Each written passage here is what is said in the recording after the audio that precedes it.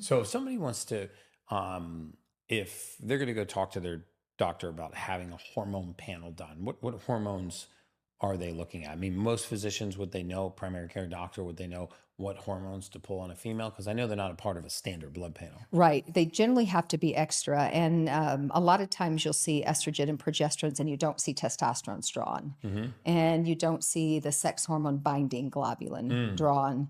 And that's important because it is what it says it is, sex hormone binding. Right. So you might have an okay level on your hormones and it's all bound up.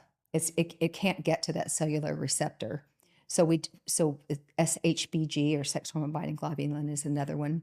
And I noticed that sometimes you'll specifically address the SHBG level in a way to address the hormone level. So when people are not converting testosterone into free testosterone, for example, this binding protein, which is a sex hormone binding globulin, is a protein, and when it rises in the blood and gets to a certain level, it's relatively easy to push back down into the normal range, and then their hormone levels have a tendency to come back on their own. I've seen you do it thousands of times. I use a lot of long jack.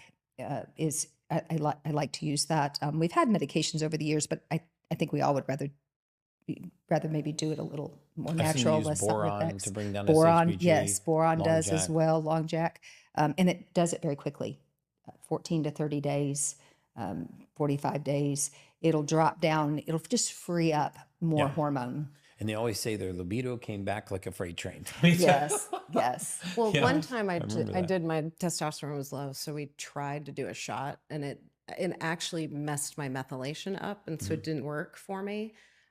Which is why I think it's important too to, like, I've never promoted anybody to do the pellets because I've seen so many women where it was like the testosterone was too much, or, you know, and then you're stuck with it for 6 months or whatever. So I like the idea that you could do an injection, or you could do a pill, or a cream. Or dissolve under the tongue. Yes, so that you can definitely calmly go through it. Definitely with those short-term methods, you can control and have pretty good control of the dosing, and you can adjust accordingly. So that's the nice thing about doing those methods over the pellets. You are for at least 4 months. You're pretty much going to be stuck with your dose.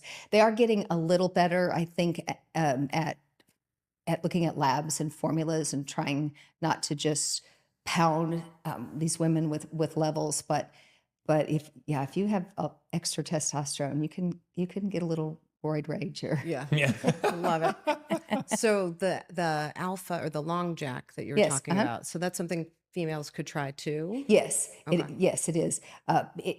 Because really, it works for both males and females, because by just lowering the binding up, you're going to just free up hormones. So in men, that tends to free up their testosterone, and women, that tends to free up their progesterone and their testosterone. And